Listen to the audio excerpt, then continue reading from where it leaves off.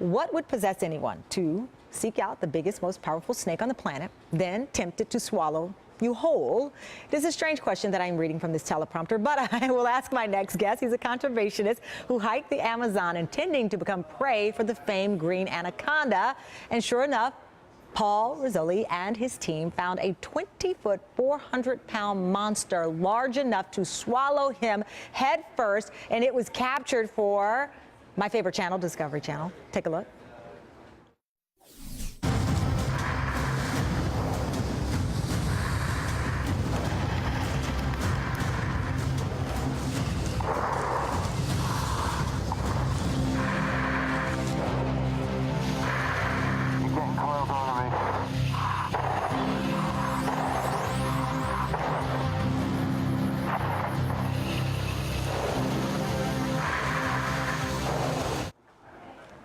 And Paul Rosolie joins me here live to talk about, it's so good to see you. Good to see you too. I have to tell you, my floor director, Mike, who doesn't pay attention to anything that I do ever, he just stopped and could not stop watching that screen. He watches the Dallas Cowboys and this show with you. That's it. What is going on there? That is me being constricted by a 20-foot anaconda, as you said. Yeah.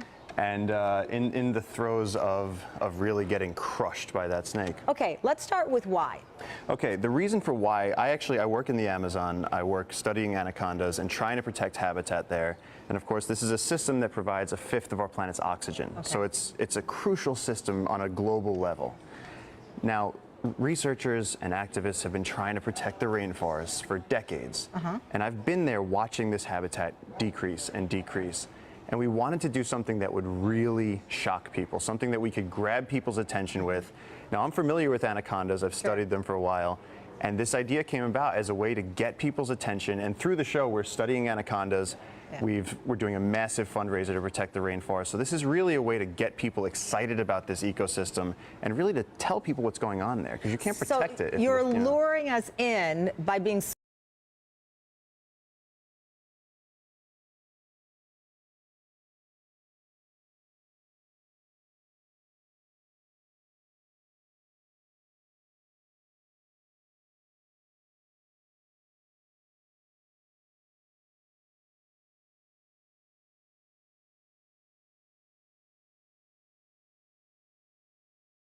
this will be gone if I don't do something drastic or a part of the people who are trying to do something here. Well, that's the thing. I mean, in the next 50 years is going to determine whether a lot of these species that we hold dear, like elephants and tigers, and a lot of the important ecosystems that keep us alive are going to survive. How do you train for this? I mean, how do you start out?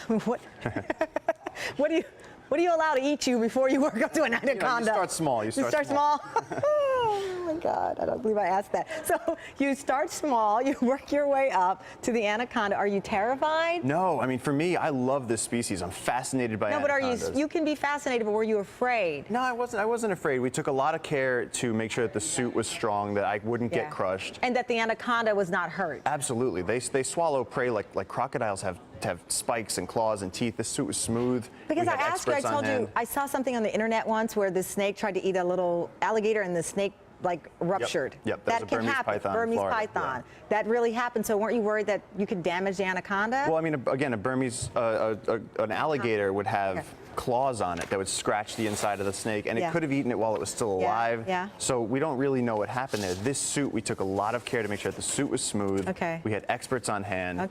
It was really all about showing people the power of these snakes and with the mission of protecting their habitat. All right. Well, I'm rooting for you, and of course, I think it's amazing work that you've done as a conservationist and not just a daredevil who's eaten by anacondas. And we share a friend, Bear Grylls. That's right. The guy's we awesome. have it. All right. Well, you know what? You can watch Eaten Alive this Sunday at 9 p.m. Eastern Time, 8 Central on Discovery Channel. I will be watching and see what happens. That does it for this edition of